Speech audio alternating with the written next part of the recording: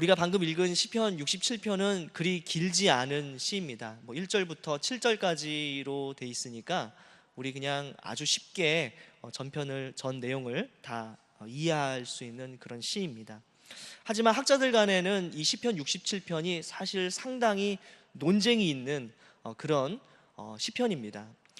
특별히 논쟁의 핵심 사항은요, 이 시편 67편을 추수에 대한 감사시로 해석할 것인가, 아니면 하나님 앞에 간구하는 내용이 주인 탄원시로 볼 것인가 하는 것이 이제 논란의 핵심입니다.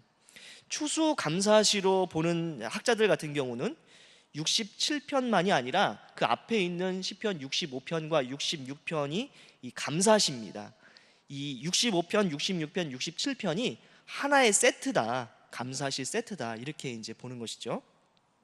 특별히 오늘 본문의 6절에 보면 땅이 그의 소산을 내어 주었으니 하나님 곧 우리 하나님이 우리에게 복을 주시리로다, 이렇게 말하면서 추수에 대한 내용이 이렇게 들어가 있습니다.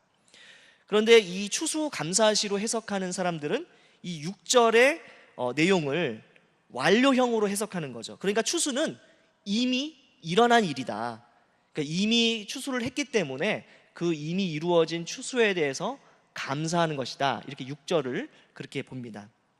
반대로 이 67편을 기도하는 내용, 간구하는 내용인 탄원시로 보는 학자들은요, 이 67편을 우리가 읽어봤지만 읽어보면 추수에 대한 내용, 특별히 추수 감사에 대한 내용이 주를 이루지 않고 오히려 특별히 간구하는 내용이 계속해서 이렇게 나와 있습니다. 기도하는 내용이 계속해서 나와 있죠. 그러니까 내용적으로도 추수 감사에 대한 내용이 주가 아닐 뿐만 아니라 또 6절을 완료형으로 해석하는 것이 아니라 땅이 소산을 내어주었으니 라고 하는 이 주었으니 라고 하는 단어를 완료형으로 해석하는 것이 아니라 기원형 완료로 해석합니다. 이게 문법이라서 좀 어려울 수 있는데, 다시 말하면 앞으로 미래에 일어날 희망적인 어떤 그런 기대를 가지고 미래에 일어날 일을 바라면서 완료형 동사로 쓴 것이다, 이렇게 보는 거죠.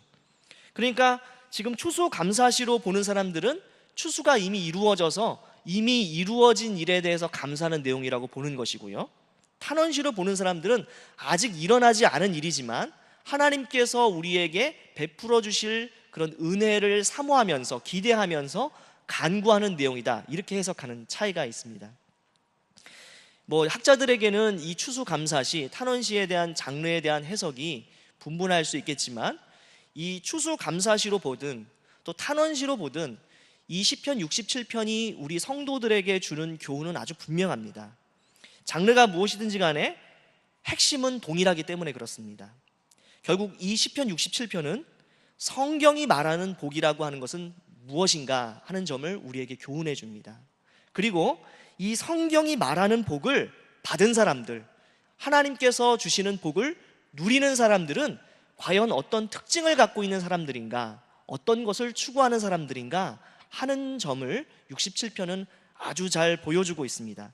이런 점에서 장르를 어떻게 해석하든지 간에 그 핵심 포인트는 여전히 동일하다, 우리 이렇게 생각할 수가 있겠습니다.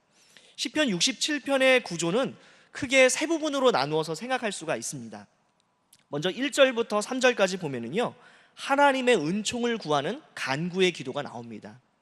그리고 4절과 5절 이 두 절은 민족들의 구원을 구하는 기도예요. 하나님, 여러 민족들을, 모든 민족을 구원해 주십시오. 그리고 그 결과로 이 민족들이 하나님을 찬송할 수 있도록 해 주십시오 하는 그런 기도가 4절과 5절입니다. 그리고 마지막 6절과 7절은 또 다시 한번 하나님의 은총을 구하는 기도의 내용이 나옵니다. 특별히 여기서는 하나님의 그 은총이 지속적으로 그 성도들에게 임할 것을 간구하면서 구체적인 삶의 정황 가운데 필요를 채우시는 하나님에 대해서 고백하는 내용들, 이런 내용들이 나오고 있습니다. 이런 구조를 좀 머릿속에 염두하면서 좀 시편 67편을 좀 한번 자세히 좀 볼 수 있도록 그렇게 하겠습니다. 먼저 1절을 보겠습니다. 1절을 보시면 하나님은 우리에게 은혜를 베푸사 복을 주시고 그의 얼굴빛을 우리에게 비추사 셀라, 이렇게 되어 있습니다. 여기 보시면 이 1절은 많이 이렇게 들어본 내용 같지 않습니까? 우리가 보통 축도할 때 목사님들이 이 비슷한 구절을 가지고 축도를 하시고 하는 경우를 우리 많이 이게 들었죠. 특별히 이것은 민수기 6장 24절로부터 26절에 나오는 아론의 축복 기도를 약간 변형시킨 기도의 간구의 내용입니다. 이 민수기 6장 24절부터 26절은 이렇게 기록되어 있는데요. 여호와는 내게 복을 주시고 너를 지키시기를 원하며 여호와는 그의 얼굴을 내게 비추사 은혜 베푸시기를 원하며 여호와는 그 얼굴을 내게로 향하여 드사 평강 주시기를 원하노라 할지니라 하라. 많이 들어보신 성경 구절이죠. 우리 성도님들이 아주 많이 좋아하시고 암송하는 그런 구절입니다. 여기 보면은 민수기의 원래 그 아론의 축복 기도는 6개의 간구가 되어 있습니다. 복을 주시고 지켜주시고 또 얼굴을 비춰주시고 은혜 베풀어 주시고 또 그 얼굴을 향하여 드셔주시고 또 평강 주시기를 원합니다. 이렇게 간구하는데 이 중에 3개의 문구를 거의 그대로 따와서 약간만 순서만 바꾸어서 지금 1절에서 지금 기도의 내용을 지금 이렇게 적고 있습니다. 그리고 또 하나의 변형이 뭐냐면 아론의 축복의 기도, 이 민수기에 원래 나오는 아론의 축복 기도는 너에게, 내게 이렇게 해서 2인칭 단수형을 씁니다. 그런데 오늘 우리 읽었던 본문에서는 뭐라고 얘기하죠? 우리에게 은총을 허락해 주십시오 이렇게 얘기하죠. 우리로 이렇게 바꾸고 있죠. 그래서 이런 정도의 차이점만 있을 뿐 큰 내용의 변화는 없습니다. 그런데 구약에서 하나님의 얼굴을 비춰 주십시오라고 하는 내용은요 굉장히 의미가 있는 이야기입니다. 하나님께서 이스라엘에게 어떤 기쁨을 가지시고 호의를 베풀어 주시고 또 관심을 가져주시는 것, 이것을 구약에서는 어떻게 은유적으로 표현하냐면 하나님의 얼굴을 우리에게 비춰주신다, 하나님의 얼굴빛을 비춰주신다, 이렇게 이야기를 합니다. 그래서 보통 구약의 성경에서 기도의 내용들을 보면 이런 간구의 내용이 있습니다. 진노 중에라도 긍휼을 잊지 마시고 얼굴을 감추지 말아 주십시오. 이런 간구의 내용 우리 구약의 선지서들을 통해서 시편을 통해서 많이 이렇게 보게 되죠. 하나님의 얼굴을 감추지 마시고 우리에게 보여주십시오 라고 하는 내용은 하나님 우리에게 하나님의 호의, 하나님의 관심, 하나님의 긍휼을 베풀어 주십시오, 그리고 하나님과의 관계를 회복시켜 주십시오, 이런 의미입니다. 하나님께서 얼굴빛을 비춰주시는 것은 하나님과의 관계가 아주 친밀하고 또 그 관계가 회복되었다, 이런 표현입니다. 반대로 하나님께서 얼굴을 감추시는 것은요 하나님과의 관계가 단절되고 파괴되었다, 그래서 하나님이 진노하시는 것이다, 이렇게 구약 성경은 은유적으로 이야기하죠. 그러니까 이 하나님의 얼굴빛을 비춰주십시오 라고 하는 말은 다름 아니라 하나님과의 친밀한 관계를 허락해 주십시오, 저희에게 관심을 보여주십시오, 다시금 하나님과 깊은 관계 속에서 하나님의 호의와 기쁨을 누릴 수 있도록 우리에게 은혜를 허락해 주십시오 하는 기도의 내용입니다. 그리고 또 이제 성도들이 많이 이제 궁금해하시는 것 중에 하나가 이 시편을 읽다 보면 셀라 이런 구절들이 있습니다. 셀라, 그죠? 이 셀라라고 하는 것을 보통 보면은 성경에 보시면 괄호로 이렇게 표기가 되어 있어요. 그렇죠? 우리가 갖고 있는 성경이 제대로 되었다면 괄호로 표기가 되어 있습니다. 이 괄호로 표시되어 있는 셀라라고 하는 것은요 음악 기호일 것으로 대부분의 학자들이 추측합니다. 그러니까 음을 평상시에 좀 이렇게 낮게 이렇게 읽다가 성경을 읽다가 요 구절이 되면 이 성경을 음을 한 음을 높여서 부르라, 크게 불러라, 이런 의미로 해석합니다. 우리 현대 음악에서도 악보에 메조포르테, 안단테 이런 음악 기호를 적지요. 포르테 하면 좀 강하게 부르라 이런 뜻이지 않습니까? 그러니까 마찬가지로 이 셀라라고 하는 말도 이 시편은 시이기 때문에, 노래기 때문에 어떻게 찬양하고 어떻게 발성해야 될지 그 음악의 기호를 이 시에다가 적어놓은 것입니다. 그러니까 실제로 히브리인들은 이 시편을 낭독할 때 셀라는 읽지 않습니다. 오히려 이 셀라가 기록되어 있는 부분에서 이렇게 발성을 좀 달리하고 높이를 약간 달리게 해서 이제 높여서 부르거나 이렇게 하는 관습이 있습니다. 어쨌든 요 내용은 하나님 앞에 그러니까 간구하는 내용이다라는 것을 우리는 정리해 볼 수가 있습니다. 우리 이 1절을 읽어보면 결국은 시편 기자가 자신의 행복이 하나님께 달려있다라고 생각한다는 점을 우리는 알 수가 있습니다. 그러니까 하나님께 은혜를 구하고 복을 주십시오, 또 하나님의 얼굴을 우리에게 빛을 비춰주십시오, 이렇게 얘기하고 있죠. 그러니까 지금 결국 신자는 하나님을 전심으로 의지하고 의존하는 사람이구나 라고 하는 사실을 이 시편 67편을 통해서 알고 있습니다. 실제로 신앙생활이라는 게 핵심이 뭔가요? 결국 이거죠. 내 자신의 미약함, 도저히 나의 도덕적인 어떤 의로는 하나님 앞에 설 수가 없고 나는 추악하고 아주 미약한 존재이고 결국은 하나님께서 나를 긍휼히 여겨주시고 불쌍히 여겨주셔서 나를 붙잡아 주시지 않으면 나는 설 수 없는 존재라고 하는 사실을 구체적으로 고백하고 믿는 것, 이것이 사실 신앙의 본질 중에 하나입니다. 그런 면에서 시편 기자는 바로 이러한 마음의 태도를 가진 것이죠. 그리고 이 시편 기자는 결국은 하나님의 얼굴빛을 비추어 주십시오 라고 말하는 그 말은 결국 무슨 뜻입니까?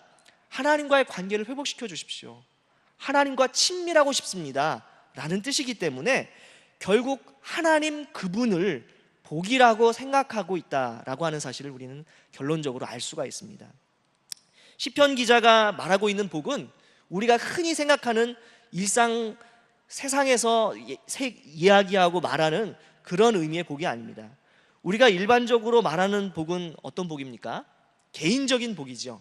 그래서 그러나 오늘 시편 기자가 읽었지만 아까 전에 읽은 것대로 저에게 복을 주십시오 이렇게 얘기하는 것이 아니라 1절에 우리에게 은혜를 베푸사 우리에게 비추사 이렇게 기도하죠.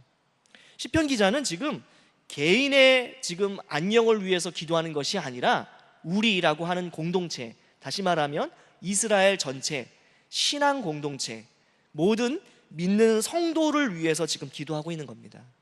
다시 말하면 오늘날로 말하면 교회를 위해서 지금 기도하고 있는 거예요. 우리가 생각하는 주로 이 개인적인 복은 어떤 것들입니까? 자녀들의 진로나 또 성적, 또 사업, 또 이런 가정 문제 해결, 혹은 진로, 이런 결혼과 같은 문제, 이런 것들을 위해서 하는 기도가 이제 보통 생각하는 그런 복이죠. 나 자신을 중심으로 해서 확장해서 어떤 대상을 설정하고 생각하는 차원의 복일 경우가 많습니다. 그런데 이런 기도가 잘못됐다는 것이 아닙니다. 성경에서도 이런 개인적인 그런 복을 위해서 기도하고 또 우리가 하나님을 절대적으로 의존하는 사람들이라면 이런 문제도 하나님 앞에 기도하는 것이 마땅하지요. 그러나 지금 오늘 시편의 기자는 이런 개인적 차원의 지금 복을 위해서 기도하는 것이 아니라 신앙 공동체인 교회를 위해서, 이스라엘을 위해서 지금 기도하고 있다는 점이 좀 특별하게 다른 점입니다. 그리고 오늘 읽었던 이 시편의 기자가 생각하는 이 복이 우리가 일반적으로 말하는 개인적인 기도의 복과 많이 다른, 구별되는 결정적인 것은 2절과 3절을 통해서 우리 이제 드러나게 됩니다. 보통 복을 받은 최종적인 결과를 우리는 어떻게 생각합니까? 나에게 복이 임하는 것이죠. 나에게 좋은 일이 생기는 것입니다. 그래서 이 복을 받은 최종적인 결과의 수혜자가 나에게 임하는 것. 그런데 시편 67편 2절과 3절 보면 주의 도를 땅 위에, 주의 구원을 모든 나라에게 알리소서. 하나님이여 민족들이 주를 찬송하게 하시며 모든 민족들이 주를 찬송하게 하소서, 이렇게 말합니다. 그러니까 지금 복을 받은 최종적인 결과가 이스라엘 공동체에 머무는 정도로 끝나는 것이 아니라 이스라엘의 지경을 넘어서 모든 민족들에게 지금 이 하나님의 그 구원의 도가, 주님의 도가 알려지기를 지금 간구하고 있다는 점입니다. 보통 우리가 생각하는 복은 내가 이렇게 하나님 앞에 헌신하고, 내가 이제 하나님 앞에 이렇게 기도하고, 내가 하나님 앞에 이렇게 열심으로 하나님의 뜻을 따랐더니 하나님께서 이러이러한 좋은 일을 내게 허락해 주셨습니다, 이런 간증을 하는데, 지금 시편 67편의 내용은 그런 것과는 조금 거리가 멀지요. 지금 시편 67편의 복받음의 최종적인 결과는 어떠한 형태로든지 간에 나의 형편이 좋아졌다, 내 조건이나 상황이 해결되었다라는 것이 아니라 지금 하나님의 이름이 높아졌습니다. 특별히 모든 민족 가운데, 다른 민족들 가운데 하나님의 이름이 높아지고 알려지게 해주십시오 라고 한다는 점에서 우리가 일상적으로 말하는 복과는 조금은 차이가 있다는 것입니다. 그래서 우리는 하나님께서 당신의 도를 전하시고 알리시는 방법에 대해서 좀 생각할 필요가 있습니다. 특별히 여기서 2절에서 말하는 주님의 도를 이렇게 말할 때 이 주님의 도는요, 하나님의 진리, 또 하나님의 그 행하시는 그 놀라운 구원의 역사, 또 하나님께서 이 땅을 경영하시는 섭리, 하나님의 주권적인 능력과 권위, 이런 것들을 나타내는 말입니다. 그런데 이런 하나님이 어떠하신 분인지를 땅 위에 모든 나라에게 알려주십시오, 지금 이렇게 기도하고 있는 것이죠. 그렇다면 하나님은 도대체 어떻게 하나님의 도, 하나님의 진리, 하나님의 주권적인 권능을 모든 민족에게 전하십니까? 그것은 먼저 성도들, 즉 하나님의 언약 백성을 먼저 구원하시고 살리셔가지고 이들에게 먼저 하나님이 어떤 분이시고 하나님의 도가 무엇인지를 알려주십니다. 그래서 이들로 하여금 하나님을 너무너무 사랑하게 만들고 하나님의 뜻에 순종하게 만들게 싶어하게 하고 또 하나님을 누릴 수 있도록 특권을 주시죠. 이 우리가 지금 경험하는 일들 중에 하나죠. 하나님께서 우리를 어떻게 선택하시고 또 어떻게 부르셔서 어떠한 복을 주시고 하나님이 우리를 어떻게 대하셨는지 우리로 먼저 알고 그 하나님의 사랑에 감격하게 해서 하나님의 도를 깨닫게 하는 일이 먼저 신자들 가운데 일어납니다. 그리고 나서 이 구원받은 성도들, 이 교회의 신앙과 삶을 통해서 하나님이 어떤 분이신가를 구체적으로 구원받지 못한 사람들에게 보여주어서 하나님의 그 하나님 되심을 알 수 있도록 전시하시는 일을 하십니다. 그렇게 해서 하나님이 얼마나 좋으신 분이고 하나님이 주신 구원이 얼마나 복된 것인지를 깨닫게 해서 다른 사람들로 하여금 하나님께로 돌아오게 하는 이런 은혜를 하나님께서 허락하시죠. 우리가 일반적으로 말하는 그런 일반 계시, 이것은 자연의 섭리나 또 인간의 역사를 일반 섭리로 이렇게 얘기합니다. 이런 일반 섭리를 통해서 우리가 분명히 알 수 있는 것은 선과 악이라고 하는 사실이 있고 또 이 선악간에 하나님이 계셔서 하나님이 이것을 판단하셔서 결국은 선과 악을 심판하실 것이다 라고 하는 것을 이런 일반 계시를 통해서 알게 하십니다. 그러나 이런 일반 계시만으로는 하나님을 구체적으로 분명히 알 수가 없죠. 그리고 하나님을 분명한 믿음으로 나아가게 그렇게 반응하도록 하지는 못합니다. 결국 하나님을 어떤 분이신지 아주 구체적으로 알고 이 하나님을 믿음으로 수용하고 하나님을 믿도록 만들어주는 것은 하나님의 특별한 계시가 필요한데 바로 이 주님의 도를 이미 소유한 사람들, 구원받은 성도들로 하여금 이 하나님의 특별 계시를 알려주고 가르쳐주고 또 이 특별 계시를 가지고 실제로 살아가는 삶의 모습이 얼마나 복된 것인가를 보여줌으로써 하나님은 구원의 은혜를 다른 사람들에게도 전파하십니다. 구원받은 성도가 특별한 이유가 바로 이거죠.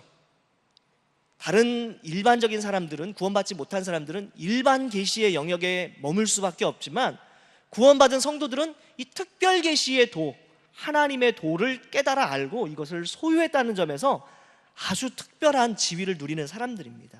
그리고 이것을 향유하고 기뻐하면서 마음껏 하나님 안에서 즐거워할 수 있도록 하나님께서 은혜를 베풀어 주시죠. 바로 이것을 통해서 하나님은 하나님의 도를 열방에게 알려주신다는 겁니다. 그렇기 때문에 교회가 하나님의 도를 깨닫고 이것을 누리는 것은 엄청난 특권이지요. 하나님께서 교회를 부르셔서 하나님으로 충만하게 하시고 또 하나님을 경험하게 하셔서 성도다운 삶을 살게 하시는 것은 우리 구원의 목적 중에 아주 중요한 내용이다, 이렇게 우리 결론 내릴 수가 있습니다. 여러분, 하나님께서 우리에게 왜 은혜를 주십니까? 은혜 자체에 만족하라고 하시는 것이 아니라 그 은혜에는 소명이, 우리의 사명이 이미 내포되어 있습니다. 하나님께서 은혜를 베푸실 때 어떻게 베푸십니까? 아무 계획 없이 베푸시는 것이 아니라 하나님이 은혜를 베푸실 때는 하나님의 주권적인 계획 속에서, 하나님의 커다란 우주적인 목적 속에서 은혜를 주시는 거예요. 누구에게 은혜를 줄지, 이 은혜를 주어서 이 은혜 받은 사람으로 하여금 무엇을 하게 할지 하나님은 이미 그 마음속에 하나님의 계획이 있습니다. 그러니까 이미 은혜를 받았다라고 하는 것은 그 안에 하나님이 주신 소명과 사명이 있는 거죠. 지금 시편 기자는 이것을 깨달은 것입니다. 이스라엘 백성들이 하나님께 은혜를 받고 하나님께 복을 받은 것은 그 자체로 끝난 것이 아니라 그 안에는 엄청난 사명과 소명의 내용이 숨어 있다는 거죠. 이것을 생각한다고 하면 교회의 현재 상태, 지금 나의 신앙 상태가 굉장히 하나님 보시기에 얼마나 중요한지를 알 수가 있습니다. 여러분, 교회가 영적으로 충만하고 하나님으로 충만해서 정말 하나님의 은혜를 만끽하고 누리는 것, 그냥 이건 내 개인적인 일이고 우리 그냥 내일 교회만의 일이 아니에요. 하나님의 관점에서는. 왜 그렇죠? 하나님의 관점에서는 우리 교회가 하나님의 은혜로 충만하고 하나님으로 충만하고 영적으로 살아있는 것이 하나님의 우주적인 계획을 실현하는 데 있어서 아주 핵심적인 일이기 때문에 그렇습니다. 우리가 영적으로 깨어있지 못하고 하나님의 은혜를 충만히 누리지 못하고 하나님과 관계가 정말 이렇게 친밀하지 않으면 그냥 나만 안 좋은 것이 아니라 하나님 보시기에 아주 슬픈 일일 뿐만 아니라 하나님의 우주적인 목적, 하나님이 우리를 부르셔서 다른 많은 사람들을 하나님께로 불러오시기로 하시는 그 하나님의 우주적인 계획도 차질이 생기는 거예요. 어떤 의미에서는. 그러니까 교회의 현재 상태는 이 세상이 구원을 받고 이 세상이 복을 누리고 이 세상이 하나님을 알게 되는 데 있어서 너무너무 중요한 일이라는 겁니다. 우리가 이것 때문에 교회를 위해서, 또 나의 신앙을 위해서, 성도들의 신앙을 위해서 기도해야 되는 거죠. 내가 영적으로 침체하고 우리 교회가 영적으로 침체하는 것은 단지 그냥 우리 교회가 침체하는 것으로, 내가 침체하는 것으로 끝나는 게 아니라 사실은 많은 사람들이 복을 받아야 되는 그 은혜가, 하나님의 그 은혜가 다른 사람들에게 전해지지 못하는 이런 엄청난 일이라는 것을 우리는 기억해야 됩니다. 여러분, 하나님께서 아브라함을 부르실 때 왜 부르셨습니까? 너는 복 그 자체, 복의 근원이 될 것이다. 모든 민족이 너를 통해 복을 받게 될 것이다. 창세기 12장에 그렇게 말씀하셨습니다. 하나님께서 이스라엘을 왜 부르셨어요? 이스라엘 당사자, 이스라엘 그 민족만 복을 받게 하시려는 것이 아니라 이 이스라엘 민족이 하나님의 복을 먼저 받게 하심으로써 다른 민족들, 다른 열방들, 모든 사람들이 다 하나님을 알게 되고 하나님을 누리게 하게 하시기 위해서 하나님께서 이 이스라엘 민족을 부르셨죠. 하나님께서 바로 이렇게 우리를 부르셨다라고 하는 것을 깨닫는 것, 내가 어떤 존재인가를 깨닫는 것은 하나님의 큰 구원의 계획 속에 우리가 나를 이해할 때 깨달아지는 것이죠. 바로 시편의 기자는 바로 이런 깨달음이 있었던 거예요. 자기가 정말로 하나님 앞에서 복을 받는 것은 단순히 이 복이 내 안에 머무는 것으로 끝나는 것이 아니라 하나님의 구원의 계획의 도구로서 내가 사용되어져야 하고, 그렇게 섬김을 통해서 많은 사람들이 유익을 얻게 되어야 한다라고 하는 것을 지금 시편 기자는 알았다는 것입니다. 시편 기자는 이스라엘이 참으로 복을 받은 증거가 이스라엘이 잘 먹고 잘 사는 게 아니라 이 이스라엘을 통하여 많은 민족이 함께 하나님의 복을 누리는 것이라는 것을 잘 알았다는 거예요. 결국 성경은 우리에게 하나님의 이름이 높아지는 것을 보는 일, 그리고 이것을 무엇보다 소망하는 것이 하나님의 복을 받은 사람의 특징이다, 이렇게 얘기하고 있다는 겁니다. 다시요, 하나님께서 우리에게 복을 주셨을 때 우리에게 일어나는 가장 중요한 일은 그 복이 우리 안에 머물러 있는 그것으로 끝나는 게 아니라 우리 때문에 다른 사람이 복을 받게 되는 일, 이런 일을 기대하고 사모하는 것이 바로 복을 받은 사람의 특징이라는 겁니다. 여러분, 그런데 이 하나님의 구원의 도가 이 다른 사람들에게 전해지는 이런 일들, 이런 부흥의 일들이 일어날 때 반드시 그 전조로서, 그 선행되는 사건으로서 어떤 일이 있습니까? 오늘 시편의 기자가 기도했던 것처럼 하나님, 우리에게 복을 주십시오. 하나님의 도우심과 하나님의 긍휼이 필요합니다. 하나님, 당신을 우리에게 허락해 주십시오. 그리고 이 복이 우리에게만 머무는 것이 아니라 하나님의 이름이 저뿐만 아니라 다른 사람들에게도 임할 수 있도록 해 주십시오. 그래서 하나님의 이름이 높아지는 것을 보기를 원합니다 하는 그런 간절한 기대와 소망이 성도들의 마음에 생겨나게 된다는 겁니다. 부흥이 임하기 전에 반드시 하나님은 어떤 일을 일으키시냐? 성도들 안에 하나님을 절대적으로 의존할 뿐만 아니라 그 하나님의 이름이 모든 민족 가운데 높아지기를 소원하는 마음을, 간절히 열망하는 마음을 그 안에 허락해 주신다는 거예요. 하나님의 이러한 역사를 우리가 생각할 때 우리가 정말 기도할 때 기도의 내용을 다시 한번 생각해보고 점검하는 것은 너무너무 의미가 있는 일이겠죠. 우리가 보통 개인적인 복을 구하는 차원으로 많이 끝내죠. 특별히 추석에 또 설날에 이런 명절에 한국 사람들 복을 많이 빌고 또 그렇게 축복을 하는 이야기들을 많이 합니다. 그런데 세상 사람들이 말하는 복과 우리가 성경이 말하는 이 신자들의 복이 다른 결정적인 것이 무엇입니까? 그것은 바로 이 세상 사람들이 말하는 복은 결국 내가 잘 되는 거예요, 내가. 그런데 성경이 말하는 복은 결국은 내가 잘 되는 것에서 끝나는 것이 아니라 그것을 통해서 우리가 잘 되고 모든 사람이 잘 되고 결국은 하나님의 이름이 높아지기를 소원하는 그 소원이 그 속에 깔려 있다라고 하는 점에서 세상이 말하는 복과는 다른 것이죠. 세상이 말하는 복은요, 그냥 불안해서 하는 복이에요. 불안해서 하는 복. 내가 심지어 이렇게 복을 빌지 않으면, 내가 어떤 신에게 간구해서 이렇게 공로를 쌓아놓지 않으면 행여라도 나에게 저주가 임할까봐 그렇게 두려워 떨면서 하는 기도, 그런 공로, 이런 것이에요. 그러나 신자가 하는 기도, 바라는 복은 어떻습니까? 하나님이 정말 우리의 도움이 되시고 하나님이 우리의 구원이 되셔서 나의 복이라고 하는 사실을 믿음으로 고백하면서 두려움이 아니라 기대하는 마음으로 그렇게 간구하는 거죠. 그리고 그 복이 결국 나에게만 머무는 것이 아니라 모든 사람들에게도 임한다라고 하는 그 믿음을 지금 갖고 있는 것이죠.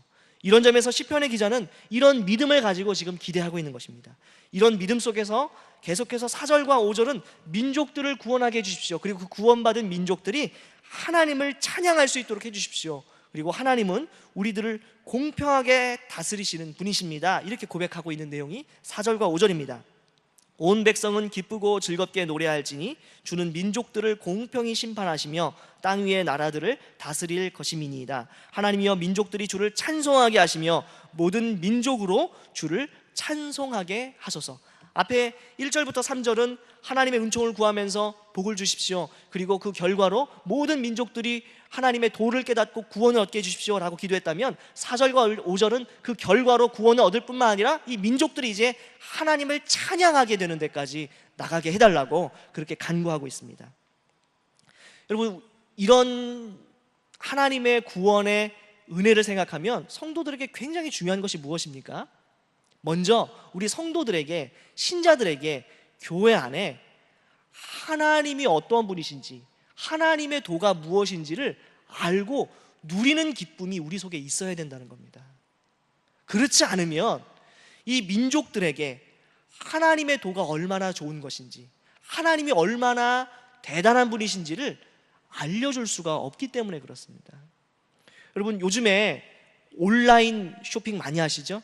예전처럼 뭐 어디 백화점이나 가게, 상점에 가셔가지고 물건을 구입하는 것이 아니라 요즘에는 인터넷으로, 온라인으로 이렇게 물건을 구매합니다. 저도 자주 그렇게 합니다. 그럼 요즘에 온라인 이 샵에서 이렇게 쇼핑몰에서 물건을 구매할 때, 혹은 홈쇼핑에서 전화로 이렇게 주문할 때 보통 결정적으로 이 물건을 주문하게 되는 이유가 뭐예요? 저 같은 경우는 댓글입니다. 댓글. 이 상품에 대한 그 회사의 선전은요, 다 좋다고 얘기해요. 이미 마치 이 제품을 사지 않으면 한 몇 년간은 후회할 것 같은 느낌이 들도록 다 CF 홍보합니다. 자기 회사 거니까 그렇게 얘기하죠. 근데 감출 수 없는 게 뭐냐면 그것을 이미 구입하고 써본 사람들의 얘기예요. 그렇지 않아요? 물론 요즘에는 이제 그것도 이제 기업이 돈을 주고 이렇게 댓글을 달도록 하는 경우가 있어서 이제 문제가 되지만, 이 댓글들을 읽으면 이 물건을 샀더니 뭐 실제로 뭐 내구성이 약해가지고 1년간커녕 뭐 한 달 만에 망가졌다더라, 이러면 사람들 잘 안 삽니다. 댓글 쫙 다는 걸 보고. 그리고 이제 별점 달잖아요. 평가를 하잖아요. 무슨 말이냐? 물건을 사고 파는 데에도 이 사람들이 써본 그 사람들이 그것을 얼마나 좋아하고 얼마나 누리고 얼마나 이 제품에 대해서 확신을 가지고 있느냐가 사람들로 하여금 이 제품을 사고 아니면 사지 말지를 결정하게 하는데 아주 결정적인 요인이에요. 하물며 하나님의 도, 또 이 주님의 이 살아계심을 보여주는 일에 있어서 성도들이 이 하나님을 마음껏 기뻐하고 누리고 즐거워하고 이 하나님의 도에 대해서 감격하는 그런 말들이나 행동과 삶은 아주 결정적인 것이라는 겁니다. 결정적인 것. 여러분, 오늘날 왜 그렇게 많은 사람들이 이렇게 교회에 대해서 안 좋은 이야기를 합니까? 말로는 하나님이 살아계신다고 하고, 말로는 하나님이 모든 것을 공급해 주신다고 하고, 말로는 하나님이 우리의 삶을 책임져 주신다고 하는데, 실제로는 그런 하나님을 믿는 사람의 삶의 모습이 우리에게 많이 나타나 보이지 않는 거예요. 그러니까 자기들도 믿지 않는 저것을, 자기들도 확신 가지 않는 이것을 우리에게 얘기하는 것, 모순이다, 거짓말이다, 이렇게 말하는 경우가 많은 거죠. 지금 민족들이 구원을 얻게 하는 데 있어서 가장 핵심은 우리 자신이 하나님을 누리고 기뻐하고 그 하나님이 주시는 구원의 은혜, 하나님이 주시는 그 은혜와 복을 충분히 깨닫고 누리는 것, 바로 이것을 지금 시편 기자는 바라고 있는 겁니다. 그래서 하나님 우리에게 은혜를 베풀어 주십시오. 하나님의 얼굴빛을 우리에게 비춰 주십시오. 하나님 우리에게 복을 허락해 주십시오. 지금 그렇게 기도하고 있는 거예요. 그리고 그 기도는 곧이어서 민족들을 위한 기도와 민족들이 하나님을 찬송하고 예배하게 되도록 해달라는 기도와 연결이 되어 있는 겁니다. 여러분, 우리가 하나님 앞에 복을 구할 때 왜 구하는 것입니까? 그냥 단순히 내가 잘 먹고 잘 살아서 우리 가정과 가문이 잘 되고 우리 내일 교회가 잘 되는 것, 그것을 바라기 때문입니까? 그게 아니라 우리가 하나님 안에서 복을 누리고 우리가 하나님의 은혜를 경험하고, 그래서 우리가 정말 하나님 안에서 기쁨을 누려야만, 그래야만 하나님의 이름이 온 세상에 실질적으로 알려지고 증거될 수 있기 때문에 그런 것이죠. 지금 이렇게 하나님의 은총을 구하는 기도는 6절, 7절에서 삶의 실제적인 필요로 이제 적용되기 시작합니다. 우리가 이렇게 우리의 복이 우리 안에만 머무는 것이 아니라 다른 사람들에게도 흘러들어가야 된다라는 얘기를 많이 이제 듣고 또 하기도 하는데, 이런 얘기를 하다 보면 이런 질문을 하시는 분들이 많습니다. 결국 그러면 하나님은 우리의 삶의 실제적인 필요들, 우리 먹을 거, 입을 거, 이런 거에 대해서는 전혀 관심 없고 영적인 복만 주시는 분입니까? 우리 신자는 그러면 가난하게 살고 궁핍하게 살고 가난을 미덕으로 여기고 그냥 그렇게 다 희생하고 헌신하는 그런 삶을 살아야 됩니까? 이렇게 질문하는 분들이 많습니다. 그런데 지금 이제 뭐라고 말씀하십니까? 6절 보니까 땅이 그의 소산을 내어 주었으니 하나님 곧 우리 하나님이 우리에게 복을 주시리로다, 이렇게 말하고 있습니다. 하나님이 실제로 우리의 필요들을 채워주신다. 그리고 그러한 믿음의 고백을, 또 그런 믿음의 간구를 시편의 기자는 지금 하고 있는 것입니다. 하나님은 우리에게 필요들을 허락하시고 또 채워주십니다. 왜냐? 우리를 사랑하시기 때문이죠. 우리뿐만 아니라 이렇게 우리의 필요들을 채워주시는 것을 통해서 하나님의 이름을 먹칠하지 않고 하나님이 얼마나 인자하시고 긍휼이 많으시고 풍성하신 분인지를 알려주기 위해서라도 하나님은 우리의 실제적인 필요를 채워주십니다. 우리 주기도문에서도 어떻게 기도합니까? 주기도문 앞에 전반부는 하나님의 나라와 하나님의 뜻이 이 땅에서 이루어지기를 원하는 기도죠. 그죠? 하늘에 계신 우리 아버지여, 이름이 거룩히 여김을 받으시오며 나라가 임하옵시며 뜻이 하늘에서 이룬 같이 땅에서도 이루어지다, 이렇게 기도하잖아요. 그러나 그 다음에 뭐라고 얘기합니까? 오늘날 우리에게 필요한 일용할 양식을 허락해 주십시오, 그렇게 간구하고 있습니다. 이것을 보면 하나님은 하나님의 이름을 위해서 사는 성도들에게 영적인 필요뿐만 아니라 육적인 구체적인 필요도 허락해 주시는 분이라고 하는 사실을 우리는 알 수가 있습니다. 특별히 땅이 소산을 낸다, 땅이 그 수확물을 낸다, 열매를 맺는다라고 하는 것은 이스라엘 백성들에게 복을 주실 것이라고 하는 그런 보증과 같은 내용입니다. 특별히 신명기 30장 15절부터 18절 말씀에 이러한 내용이 잘 드러나는데요, 제가 읽어드리겠습니다. 신명기 30장 15절부터 18절입니다. 보라, 내가 오늘날 생명과 복과 사망과 화를 내 앞에 두었나니 곧 내가 오늘날 너를 명하여 내 하나님 여호와를 사랑하고 그 모든 길로 행하며 그 명령과 규례와 법도를 지키라 하는 것이라. 그리하면 내가 생존하며 번성할 것이요 또 내 하나님 여호와께서 내가 가서 얻을 땅에서 내게 복을 주실 것임이니라. 그러나 내가 만일 마음을 돌이켜 듣지 아니하고 유혹을 받아서 다른 신들에게 절하고 그를 섬기면 내가 오늘날 너희에게 선언하노니 너희가 반드시 망할 것이라. 너희가 요단을 건너가서 얻을 땅에서 너희의 날이 장구치 못할 것이니라. 이게 무슨 말입니까? 이게 지금 모세를 통해서 이스라엘 백성들에게 하신 말씀인데 이겁니다. 지금 너희가 지금 나를 사랑하고 내가 가르쳐준 그 길대로 행하면, 명령대로 그 법도대로 순종하면 이 땅에서 소산물을 얻고 너희가 그 땅에서 아주 길게 행복한 삶을 살 수 있게 될 것이다. 하나님 그렇게 약속하시는 거예요. 반대로 그렇지 않으면 이 땅을 잃어버릴 것이다. 또 심지어는 이 땅에 기근이 임할 것이다. 이렇게 하나님이 경고하시는 내용이에요. 그러니까 이스라엘 백성들에게 땅이 소산물을 낸다는 것은 단순히 그냥 사업이 잘 된다, 농사가 잘 된다, 그냥 먹고 살 것 문제가 해결이 되었다, 이런 얘기가 아니고요, 하나님이 약속하신 모든 복들을 누린다는 증거예요. 보증이에요.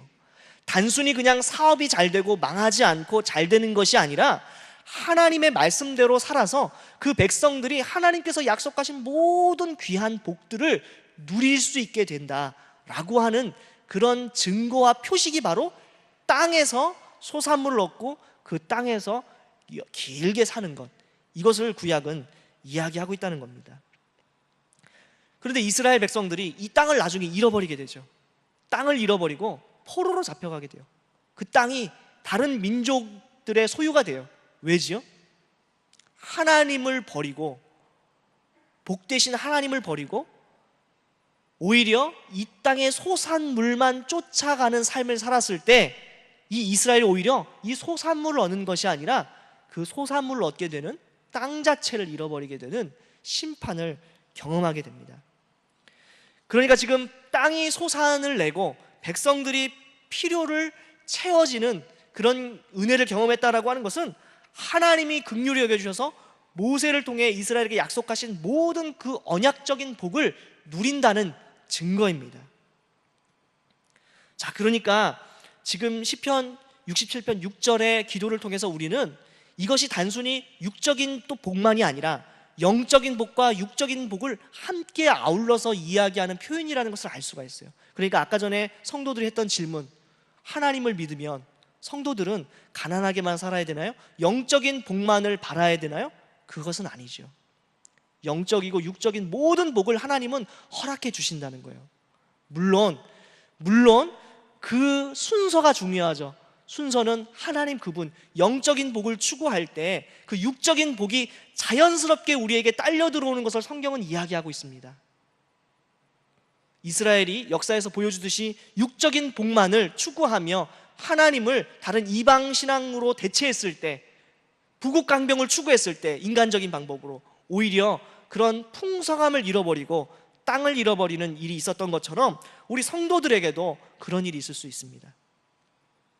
그러나 분명한 것은 하나님은 우리에게 이런 모든 통전적인 복, 영적이고 육적인 복을 주시기를 원한다는 거예요. 그리고 그것을 통해서 우리에게 복을 주셔서 땅의 모든 끝이 하나님을 경외하게 되는 은혜가 임하기를 지금 하나님은 바라고 계신다는 겁니다. 정리해 보겠습니다. 성경이 지금 말하는 복은 단순한 개인적인 복이 아니라 성경이 말하는 복은 우리가 복을 받는 것을 통해서 모든 민족들이 복을 누리고 하나님을 알게 되고 그 결국에는 하나님의 이름이 높아지기를 바라는 그런 복입니다. 우리가 중심이 아니라 이 복에는 하나님이 중심이시죠. 제가 이 시편 67편을 준비한 이유가 추석이기 때문이기도 하지만 특별히 우리 대구나 우리 교회가 처한 상황 때문에 그렇습니다. 여러분, 우리 교회가 왜 잘 돼야 됩니까? 이 대구가 왜 잘 돼야 됩니까? 세상이 말하는 것처럼 그냥 내가 속한 교회가 내일 교회고 내가 그냥 대구에서 살고 있고 내가 대구에 적을 두어서 먹고 살 터전이 여기기 때문에 그렇습니까? 그렇지 않아요. 지금 하나님이 우리를 대구에 두시고 우리 내일 교회에 부르신 것은, 이렇게 은혜를 주신 것은 그 자체로 사명이고 소명이라고 하는 사실을 우리가 잊어서는 안 됩니다. 행여 우리가 추석 때 많은 은혜를 누리고 또 1년 동안 하나님께서 우리 교회에 은혜를 주셨다면 그 자체로 우리 교회가 감당해야 될 사명이 있다는 겁니다. 여러분, 우리 교회가 복을 받았다, 어떻게 알 수 있습니까? 우리 교회를 통해 많은 사람들이 하나님을 깨닫게 되고 돌아오는 은혜가 있어야 됩니다. 여러분, 이런 점에서 우리 교회가 정말 복받은 교회인가 질문해 봐야 돼요. 복을 받은 교회는 단순히 사람들이 많이 모이는 교회가 아니라 하나님을 모르던 사람들이 우리 때문에 하나님을 알게 되는 그런 결과가 복을 받은 사람들의 공동체의 특징이라는 겁니다. 여러분, 이스라엘이 왜 하나님 앞에 내침을 당했습니까? 자기들만이 복을 받은 민족이라고 자만하다가 하나님의 심판을 받았습니다. 여러분, 우리 대구 땅, 사실 죄송한 얘기지만 TK라고 해서 정치적으로 또 경제적으로 특혜를 누렸던 땅 아닙니까? 대구가 그런데 지금 어떻게 보면 굉장히 어려운 지경에 있습니다. 왜 그럴까요? 여러 가지 경제적이고 정치적인 관점으로 해석할 수도 있지만 오늘 본문의 말씀을 통해서 본다면 우리가 많은 특혜와 또 특권을 누렸지만 그 특혜와 특권이 우리 안에만 머물고 결국은 다른 지역과 다른 사람들을 섬기는 데 사용되었지 않았기 때문이 아닌가, 이렇게 반성해 볼 수도 있을 겁니다. 여러분, 우리가 다 하나님 안에서 많은 영적인 복 주신 구원의 은혜를 누린 사람들인데 이것이 결국은 내 안에만 머무는 것이 아니라 다른 사람들에게도 전해지고 다른 사람들에게 정말 하나님을 깨닫게 되는 은혜가 임해야 되지 않겠습니까? 특별히 우리 행복의 초대 매년 하지만 고집스럽게 하려고 하는 이유가 바로 여기에 있습니다. 사실 행복의 초대에서 많은 사람들이 안 올 수도 있어요. 그러나 이것을 통해서 정말 하고자 하는 것이 무엇입니까? 성도가 정말로 복을 받은 사람이라고 하는 것은 우리 안에만 그 복을 머물게 하는 것이 아니라 어떻게든 하나님의 이름이 높아지기를 원하는 소원에서 이 하나님의 이름을 증거하고 드러내고 또 보여주는 삶을 살기를 원하는 그 소원이 성도들 안에 있기 때문에 이것을 고집스럽게 하는 겁니다.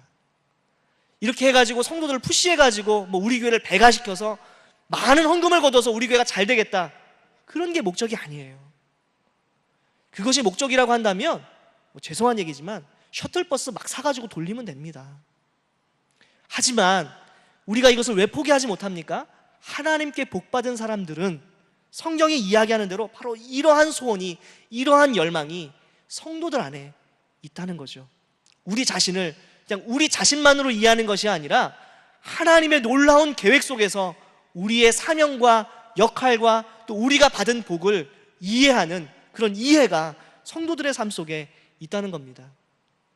이런 것을 생각하면서 우리 조금 행복의 초대 그냥 단순히 그냥 연례 행사로 그냥 그렇게 치부하는 것이 아니라 다시금 성도의 본질됨을 좀 회복하는 그런 계기, 정말 하나님께 정말 복받은 것이 무엇인지를 묵상하는 계기, 그래서 정말 그 복이 내 안에 정말 이렇게 다시 한번 내면화돼서 하나님이 얼마나 우리에게 좋은 것을 주셨는지를 확인하고 또 그렇게 증거할 수 있는 그런 계기로 삼았으면 좋겠습니다.